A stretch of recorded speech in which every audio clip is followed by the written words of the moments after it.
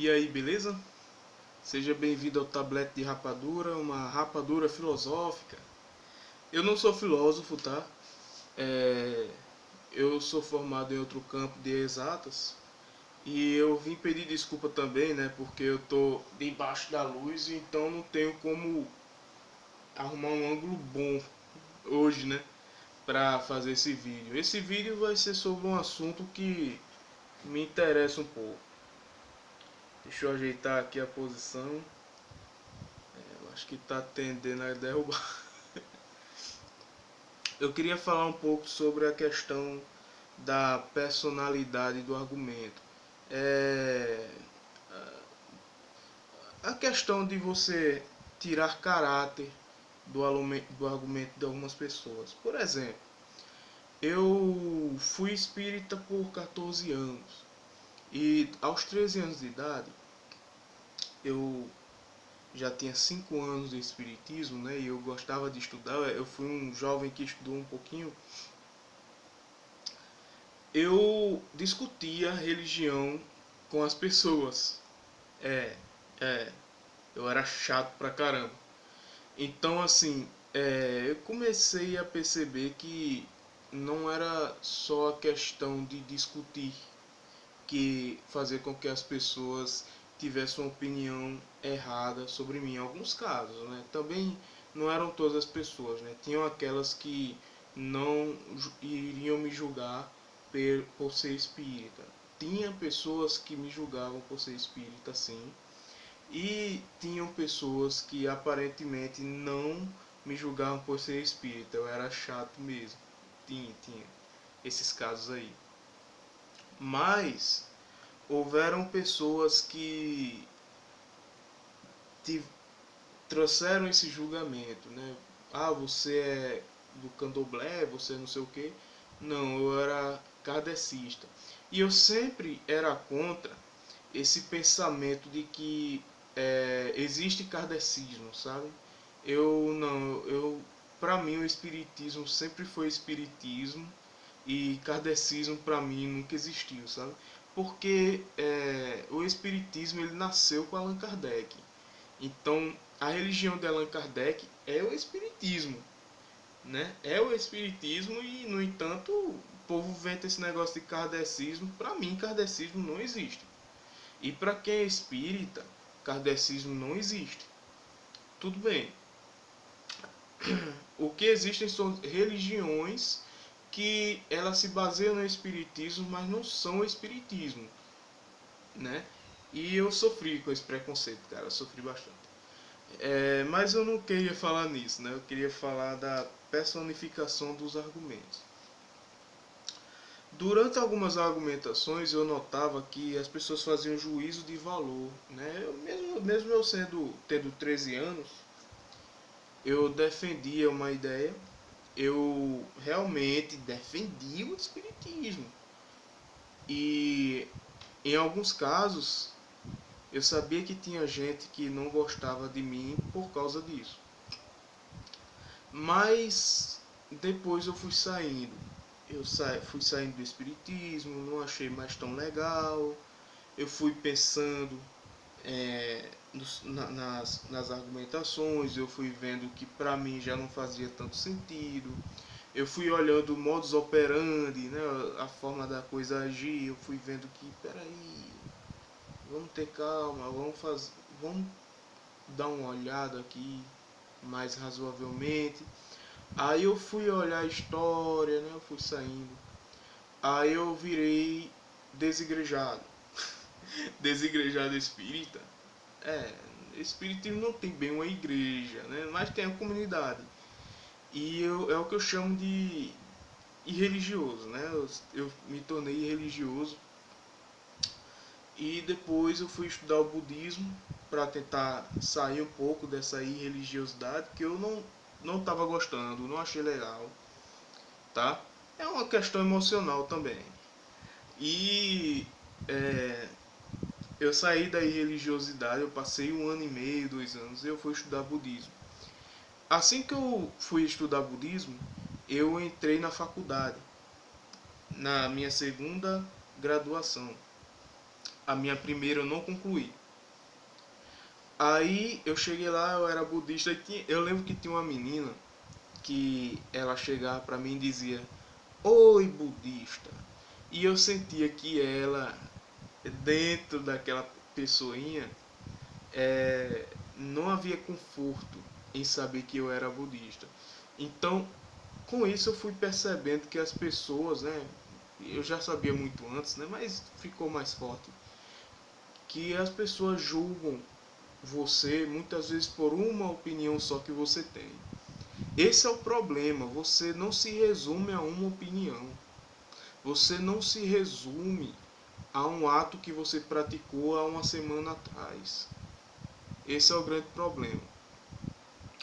Defendendo ideias no Facebook, né? Porque eu sempre fui um cara que fui um crítico do feminismo, né? Ao feminismo, em alguns aspectos, e em outros não. Eu sempre fui um cara crítico a movimento de esquerda e de direita, nunca gostei de nenhum dos dois. Eu tô dizendo a você, eu tenho um vídeo sobre como é bom ser isentão para você ter ideia. Então eu sempre tive uma crítica aos dois lados e eu sempre fui um pouco crítico ao feminismo. E eu também tive pequenas discussões, amigos meus já quiseram me convencer do contrário. Eu nunca tive muita discussão com o pessoal de direita, mas eu tive já também. Mas não são discussões no sentido de briga, pessoal. É discussão no sentido de discutir mesmo, de trocar preposições, né? E olhar argumentações, examinar, né? Então, eu notei que em alguns casos a discussão terminava com um juízo de valor ou sobre mim ou sobre as pessoas com quem eu estava discutindo. E muitas vezes eu vi casos em que uma pessoa, amiga minha, fora da discussão via, né? Porque o Facebook todo mundo vê que está seguindo você, que é seu amigo, chegava para mim e dizia assim: rapaz, eu achei ridículo aquela pessoa que você discutiu naquele dia. Você estava correto e aquela pessoa tem uma opinião ridícula e aquela pessoa eu achei ridículo, nunca falaria com aquela pessoa na minha vida. Então note que às vezes é uma discussão sobre um assunto e faz com que você tenha que se afastar ou que as pessoas se afastem de você por causa de uma opinião. Então isso é muito problemático, cara. Pode prestar atenção, cara. Isso é problemático demais. Então eu fico pensando como é que é a relação entre as pessoas, porque a paciência parece que já foi embora há muito tempo, né? Eu vejo muita gente chegando, falando, né? Que assim, não discuta com fulano. Isso é perda de tempo. E eu noto que em algumas vezes é verdade, algumas discussões são perda de tempo, realmente.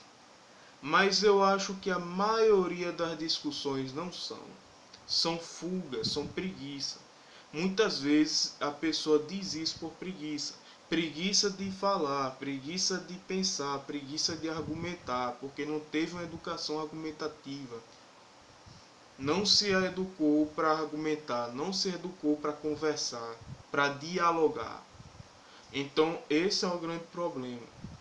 Eu tenho notado dificuldade em chegar para algumas pessoas, eu mesmo, e bater uma conversa.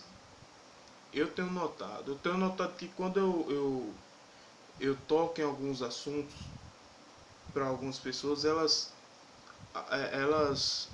é, não conseguem conversar sobre alguns assuntos. Eu vou perguntar, você conversa sobre sexo com seus pais? Você já notou que é um tabu, né? Sexo é um tabu. Você já notou que não passa pela sua cabeça, é uma coisa que não passa pela sua cabeça? Mas na lógica, os pais deveriam falar sobre esse assunto com você? Não é verdade? Não são as pessoas que estão ali para lhe educar, por que não falam sobre esse assunto? Então, assim, você também já notou que você tem dificuldade, você que tem uma certa religião diferente da sociedade, da maioria, né? Que aqui é cristão, né? Aqui a maioria é cristã. Você já notou que você vai se sentir recuado a dizer a sua religião, a falar sobre sua religião com as pessoas, com medo de ser julgado? Você já percebeu isso? Você já percebeu que quando uma pessoa tem uma opinião diferente da sua, você tende a pensar que aquela pessoa é ruim? Você faz juízo de valor sobre aquela pessoa? E não necessariamente ela é uma pessoa ruim. Nesse surto de coronavírus, está acontecendo uma coisa bem interessante. Alguns artistas estão doando dinheiro para o SUS e para é, instituições filantrópicas. E passa em diversos jornais, é noticiado. Você já notou isso? E você já percebeu que é muito comum no Facebook a imagem do Edir Macedo, Malafaia, Valdomiro Santiago, é, R.R. Soares e diversas outras pessoas do meio evangélico, famosos, né? Há cantores famosos evangélicos aí. E as pessoas dizem, olha, você não doou. Você está vendo que você não prestava com aquelas pessoas, né? Então, e aí? É juízo de valor ou não é? Quem sabe, quem me garante que uma cantora gospel como aquela Ana Paula Valadão, né, não tenha doado? Quem me garante? Quem é que me garante que um bispo de qualquer igreja não tenha doado alguma quantia e não tenha saído porque ele não quis publicar? Então note que as pessoas elas são facilmente enganadas porque elas têm um modo de pensar muito fácil de prever. Você mesmo é capaz de prever. Você que se esconde, você sabe que as pessoas são previsíveis. A cara de surpresa, eu nunca me esqueço, a cara de surpresa de uma pessoa quando eu dizia que eu era budista, né, naquele tempo. Hoje eu não sou mais. Eu acho que eu passei um ano tentando me definir como budista, né? E eu lembro da cara de surpresa de algumas pessoas, né? Eu sentia que as pessoas iam ter uma reação. E quando não tinha uma reação assim diferente, eu às vezes estranhava. Poxa, essa pessoa aí, ó. Essa pessoa aí, ela não teve aquela reação não. Interessante, né, cara?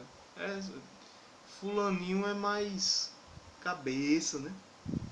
Então, assim, eu fui percebendo que as pessoas elas fazem juízo de valor conforme sua opinião. Essa é a realidade. É... Você já notou também sobre a questão dos mendigos, né, o que está acontecendo, né? As pessoas estão se escondendo no coronavírus e tem pessoas, né, ajudando os mendigos. Tem pessoas que não estão nem aí, né? E estou no Facebook, algumas dessas pessoas postando, né? Porque o Edir Macedo não faz, porque o Valdomiro não faz, e eu, né? Então, é muito dessa forma, cara. As pessoas, ela personalizam o argumento. Teve um amigo meu que tentava me convencer de que o preconceito era uma coisa totalmente social, não era individual. E aquele pensamento de que o preconceito era uma coisa totalmente social passava pela sociedade e ficava na sociedade, não consegui até hoje passar pela minha cabeça. Porque eu já vi preconceitos nascerem aqui, de uma hora para outra, apenas por uma questão de olhar. Então a reflexão, ela é necessária. Mesmo que você depois descubra que estava errado, mesmo que você hoje vá contra a maré, é necessário que você saiba. A sociedade, ela vai te julgar por uma simples opinião, ou pelo conjunto dela. Cara, é incrível. Toda vez que eu tô gravando um vídeo, meu nariz começa a coçar, cara. Ó, começa a coçar. Eu acho incrível. Então a sociedade, ela julga você por uma opinião. Ela não sabe quem você é. Você vê pela internet, cara. Cara, eu já vi gente se esculhambando da internet por nada. Por uma opinião, gente se esculhamba. Eu já vi criança sofrendo violência verbal, textual, né? Porque era digitando, né? Sofrendo violência textual. Sei nem se existe, cara. Virtual, né? Violência virtual, alguma coisa assim. Uma criança deu uma opinião sobre um assunto. Eu já vi isso duas vezes já. Já aconteceu duas vezes comigo. Uma criança dando uma opinião sobre um assunto. Uma pessoa responder com palavrão ofensivamente sem saber que era uma criança. Eu já vi isso aí. Por causa de um texto de 2 linhas, cara. Pra você ver como as pessoas estão, né? Como tá o preconceito mesmo da pessoa, né?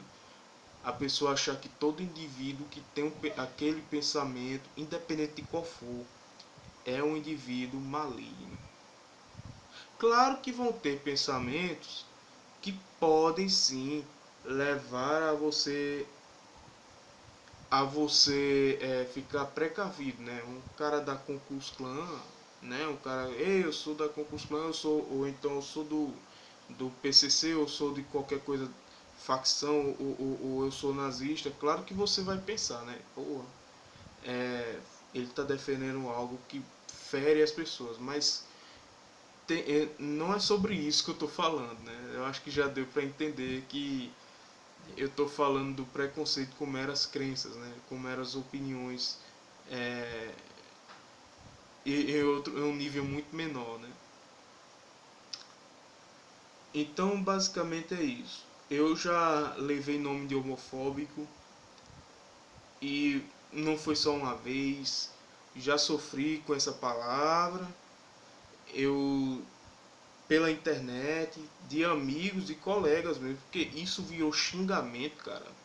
Fizeram uma palhaçada com essas palavras aí, homofóbico, fascista, preconceituoso, todo esse tipo de coisa. Fizeram um malabarismo com essas palavras aí, um jogo com essas palavras aí, que qualquer coisinha que você pensar diferente, você é machista, pode ser preconceituoso, você pode ser racista, você pode ser... Qualquer coisinha que você fizer pode lhe enquadrar numa dessas palavras. Basta um deslize, cara. Se, por exemplo, se uma pessoa achar que Pablo Vittar deve ser chamado de ele, não de ela, vai ter gente xingando essa pessoa, que é um xingamento hoje de homofóbico, cara. Chama só por xingar. Tá entendendo? Ah, mas o direito é dele. Tudo bem, cara. Eu sei que tem o direito da pessoa, sei tal, mas e se a outra pessoa tiver opinião diferente? Tiver a opinião de que não, Pablo é um nome masculino e sei lá, é um nome masculino e pra mim tem que ser chamado de ele porque é masculino, sabe? Teve essa discussão, né? Então, eu acho que não é o caso de chamar a pessoa de homofóbico, mas eu vi muita gente chamando, cara, muita gente fazendo isso. Então, esses juízos de valor, que as pessoas fazem com a opinião das outras, ela só tem uma função.